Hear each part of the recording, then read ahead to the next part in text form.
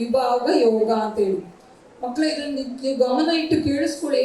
ಎಷ್ಟು ಎಷ್ಟು ಒಳ್ಳೆಯ ವಿಷಯ ಅಂತಂದ್ರೆ ನಮ್ಗೆ ಇದುವರೆಗೂ ಹೌದಲ್ವಾ ಈ ವಿಷಯ ನಮ್ಗೆ ಗೊತ್ತೇ ಇರಲಿಲ್ಲ ಅಂತ ಅನ್ಸುತ್ತೆ. ಅಷ್ಟು ಸುಲಭವಾಗಿ ಹೇಳಿರುವಂಥದ್ದು ಕ್ಷೇತ್ರಜ್ಞ ವಿಭಾಗ ಯೋಗ ಅಂತ ಹೇಳಿ. ಅಂದ್ರೆ ನಾವು ಮಾಮೂಲಿಯಾಗಿ ಅಂದ್ರೆ ನಮ್ಮ ಆಡು ಭಾಷೆಯಲ್ಲಿ ಮಾತಾಡ್ತಾ ಇರ್ಬೇಕಾದ್ರೆ ಕ್ಷೇತ್ರ ಅಂದ್ರೆ ಏನು ಅಂತ ಹೇಳ್ತೀವಿ? ಕ್ಷೇತ್ರ ಅಂದ್ರೆ ಏನು ಗೊತ್ತಿರೋರು ಹೇಳಿ, ತೊಂದ್ರೆ ಇಲ್ಲ, ತಪ್ಪಾದ್ರೂ ತೊಂದ್ರೆ ಇಲ್ಲ, ಹೇಳಿ. ಕ್ಷೇತ್ರ ಅಂದ್ರೆ ಏನು? ಸ್ಥಳ, ದೇವರ ಸ್ಥಳ ಅನ್ನೋದಕ್ಕಿಂತ ಸ್ಥಳ ಅನ್ನೋದು ಮುಖ್ಯವಾಗಿ, ಅಂದ್ರೆ ಜಾಗ ಅನ್ನುವಂಥದ್ದು. ಕ್ಷೇತ್ರ ಅಂದ್ರೆ ಇದು ನನ್ನ ಕ್ಷೇತ್ರ, ಇದು ನನ್ನ ಜಾಗ, ಇದು ನನ್ನ ವ್ಯಾಪ್ತಿಗೆ ಬರುವಂತ ಒಳಪಟ್ಟ ಜಾಗ ಅಥವಾ ಕ್ಷೇತ್ರ ಅಂತ ಹೇಳ್ತೀವಲ್ಲ, ಅದನ್ನ ನಾವು ಮಾನವರಾಗಿ ನಾವು ಉಪಯೋಗಿಸುವಂಥದ್ದು ಕ್ಷೇತ್ರಕ್ಕೆ. ಮತ್ತು ಕ್ಷೇತ್ರಜ್ಞ ಅಂದ್ರೆ ಏನಿರ್ಬೋದು? ಕ್ಷೇತ್ರ ಅನ್ನೋದು ಜಾಗ ಆಯ್ತಲ್ವಾ, ಕ್ಷೇತ್ರಜ್ಞ ಅನ್ನೋದು ಏನಾಗಿರ್ಬೋದು ಹೇಳಿ? ಸ್ವಲ್ಪ ಯೋಚನೆ ಮಾಡಿ ಮಕ್ಕಳು, ಅಲ್ಲೇ ಗೊತ್ತಾಗುತ್ತೆ. ಕ್ಷೇತ್ರಜ್ಞ ಅಂದ್ರೆ ಕ್ಷೇತ್ರಜ್ಞ ಅಂತಂದ್ರೆ ಆ ಜಾಗವನ್ನು ಕಾಯುವ ಒಡೆಯ ಅಂತಂದ್ರೆ ಕ್ಷೇತ್ರವನ್ನು ನೋಡಿಕೊಳ್ಳುವ ಒಡೆಯ. ಅಂದ್ರೆ ಆ ಜಾಗ ಯಾರಿರುತ್ತೆ ಅದನ್ನ ಕಾಯುವ ಒಡೆಯ, ಅಂದ್ರೆ ಅದನ್ನ ನೋಡಿಕೊಳ್ಳುವಂತವನು ಯಜಮಾನ ಅಂತ ಹೇಳಿ ಅರ್ಥ. ಇದು ಕ್ಷೇತ್ರ ಮತ್ತು ಕ್ಷೇತ್ರಜ್ಞ ಅಂತ ಅರ್ಥ. ಆದರೆ ದೇವರು ಏನಂತ ಹೇಳ್ತಾನೆ ಅಂತಂದ್ರೆ, ಇಲ್ಲಿ ನಾವು ಕೃಷ್ಣ ಹೇಳುವಂಥದ್ದು ಇದು ಮಾನವರಾಗಿ ನಾವು ನೋಡುವಂತ ಕ್ಷೇತ್ರ ಮತ್ತು ಕ್ಷೇತ್ರಜ್ಞ. ಆದ್ರೆ ಇಲ್ಲಿ ಭಗವಂತ ಯಾವ ರೀತಿಯಲ್ಲಿ ಅದನ್ನ ಎಕ್ಸ್ಪ್ಲೇನ್ ಮಾಡಿದ್ದಾನೆ ಅಂತಂದ್ರೆ, ಯಾವ ರೀತಿಯಾಗಿ ಅರ್ಜುನನಿಗೆ ಹೇಳ್ತಾನೆ ಅಂತಂದ್ರೆ, ಕ್ಷೇತ್ರ ಅನ್ನುವಂಥದ್ದು ನಮ್ಮ ದೇಹ ಅಂತಂದ್ರೆ ನೀವು ತಿಳ್ಕೊಳ್ಳಿ ಮಕ್ಕಳ. ದೇಹ ಅಂತಂದ್ರೆ ಒಂದು ಜಾಗ, ನಮ್ಮ ದೇಹ ಒಂದು ಜಾಗ ಅಲ್ವಾ? ಈಗ ನೋಡಿ, ಒಂದು ಜಾಗದಲ್ಲಿ ನಾವು ಮನೆಯನ್ನ ಕಟ್ಟಿರ್ತೀವಲ್ವಾ, ಮನೆಯೊಳಗೆ ಕಿಚನ್ ಇರುತ್ತೆ, ದೇವ್ರ ಮನೆ ಇರುತ್ತೆ, ಹಾಲ್ ಇರುತ್ತೆ, ಬೆಡ್ರೂಮ್ ಇರುತ್ತೆ, ಆ ರೀತಿಯಾಗಿ ಇರುತ್ತಲ್ವಾ. ಅಂದ್ರೆ ಜಾಗದಲ್ಲಿ ಒಂದು ಮನೆಯಲ್ಲಿ ಒಂದು ಜಾಗದಲ್ಲಿ ಒಂದು ಮನೆ ಇರುತ್ತೆ, ಮನೆಯೊಳಗಡೆ ಎಲ್ಲ ಸಾಮಾನುಗಳು ಅಂದ್ರೆ ವಸ್ತುಗಳು ಇರುವಂಥದ್ದು. ಅದೇ ರೀತಿಯಾಗಿ ದೇಹ ಅನ್ನುವಂಥದ್ದು ಒಂದು ಜಾಗ. ಆ ಜಾಗದಲ್ಲಿ ಏನೇನಿದೆ? ಹಾರ್ಟ್ ಇದೆ, ಕಿಡ್ನಿ ಇದೆ, ಲಂಗ್ಸ್ ಇದೆ, ಏನೇನಿದೆ? ಪ್ಯಾಂಕ್ರಿಯಸ್ ಇದೆ, ಲಿವರ್ ಇದೆ, ಸ್ಟಮಕ್ ಇದೆ. ಅಂದ್ರೆ ಎಲ್ಲಾ ರೀತಿಯಾದ ಸಾಮಾನುಗಳನ್ನು ಒಳಗೊಂಡಿರುವಂತ ಜಾಗ ಅಂತಂದ್ರೆ ದೇಹ ಅನ್ನುವಂಥದ್ದು ಒಂದು ಜಾಗ ಆಯ್ತು. ಈಗ ಒಂದು ಜಾಗ ಅಂತ ಗೊತ್ತಾಯ್ತು. ಕ್ಷೇತ್ರಜ್ಞ ಅಂದ್ರೆ ದೇಹ ಅನ್ನುವಂಥದ್ದು ಒಂದು ಕ್ಷೇತ್ರಜ್ಞ ಅಂತಂದ್ರೆ ಈ ದೇಹವನ್ನೆಲ್ಲ ಕಾಯ್ತಿರೋರು ಯಾರು? ಕ್ಷೇತ್ರಜ್ಞ. ಅಂದ್ರೆ ಅದಕ್ಕೆಲ್ಲ ಒಬ್ರು ಒಡೆಯ ಇರ್ಬೇಕಲ್ವಾ? ದೇಹ ಏನೋ ಇದೆ, ಅದನ್ನೆಲ್ಲ ಕಾಯೋರು ಯಾರು? ಕ್ಷೇತ್ರಜ್ಞ ಯಾರಿರ್ಬೋದು ದೇಹದಲ್ಲಿ? ಸ್ವಲ್ಪ ಯೋಚನೆ ಮಾಡಿ ಹೇಳಿ, ತುಂಬಾ ಕಷ್ಟದೇನಲ್ಲ, ಸ್ವಲ್ಪ ಯೋಚನೆ ಮಾಡಿದ್ರೆ ನಿಮ್ಗೂ ಗೊತ್ತಾಗುತ್ತೆ. ಯಾರಿರ್ಬೋದು ನಮ್ಮ ದೇಹದಲ್ಲಿ ಕಾಯುವಂತವ್ರು? ಯಾರು? ದೇವರು ಕಾಯ್ತಾರಲ್ವಾ. ಆದ್ರೆ ದೇವರು ಅನ್ನೋದು ಯಾವ ರೂಪದಲ್ಲಿದೆ ನಮ್ಮ ದೇಹದಲ್ಲಿ? ಎಲ್ಲ ಮನುಷ್ಯನ ದೇಹದಲ್ಲಿ ಇರುವಂತದ್ದು ಕ್ಷೇತ್ರಜ್ಞ ಅನ್ನೋಂಥದ್ದು ಯಾವ್ದು ಗೊತ್ತಾ? ಆತ್ಮ, ಸೋಲ್ ಅಂತೀವಲ್ಲ ಮಕ್ಕಳೇ, ಆತ್ಮ ಅಂತೀವಲ್ಲ, ಅದೇ ದೇವರು, ಅದೇ ನಮ್ಮ ದೇಹವನ್ನ ಕಾಪಾಡ್ತಿರುವಂಥದ್ದು.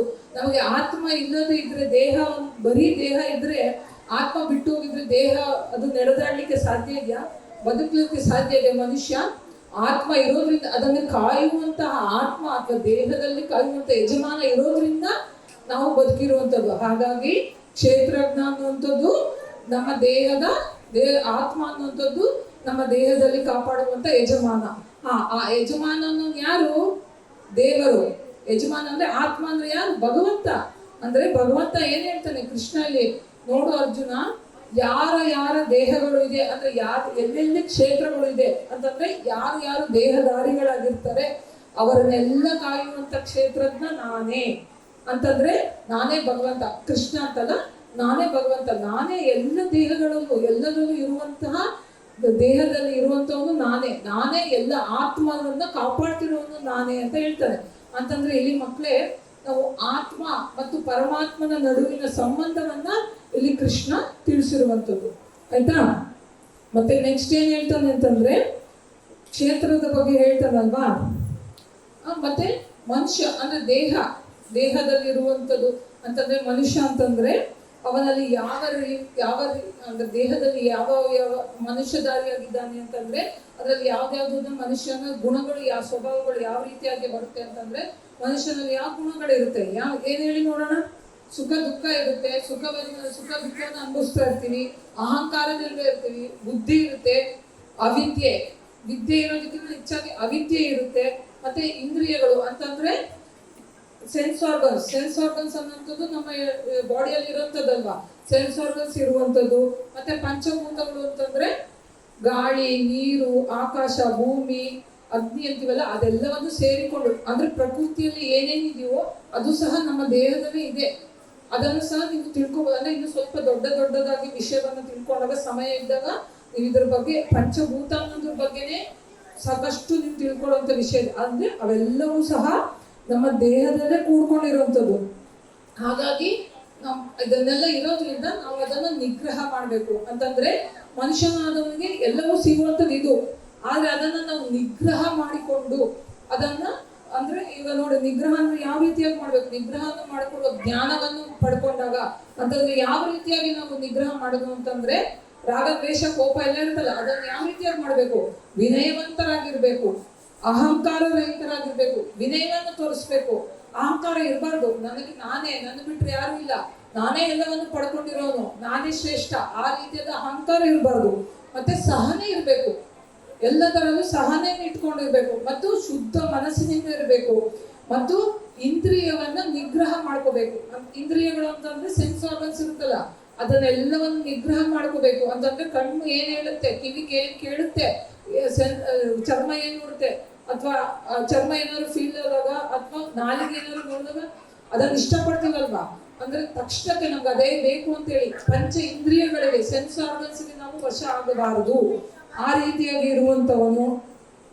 ಮತ್ತೆ ಜನನ ಮರಣದ ಬಗ್ಗೆ ವಿಷಯವನ್ನು ತಿಳ್ಕೊಂಡಿರೋನು. ಅಂತಂದ್ರೆ ಮನುಷ್ಯ ಹುಟ್ಟಿದ ಮೇಲೆ ಸತ್ತೇ ಸಾಯ್ತಾನೆ, ಅವನು ನಿರಂತರವಾಗಿ ಇರೋದಿಲ್ಲ, ಅವನು ಯಾವತ್ತಾದ್ರೂ ಒಂದು ದಿವಸ ಸಾಯುವಂತವನೇ. ಹಾಗಾಗಿ ಆ ವಿಷಯವನ್ನು ಅವನು ತಿಳ್ಕೊಂಡಿರ್ತಾನೆ. ಮತ್ತು ಈ ರೀತಿಯಾದ ಒಳ್ಳೆಯ ಚಿಂತನೆಗಳನ್ನು ಮಾಡ್ತಾನಲ್ಲ, ಜ್ಞಾನದಿಂದ ಮಾಡ್ತಾನಲ್ಲ, ಅವನೇ ನಿಜವಾದ ಭಕ್ತ.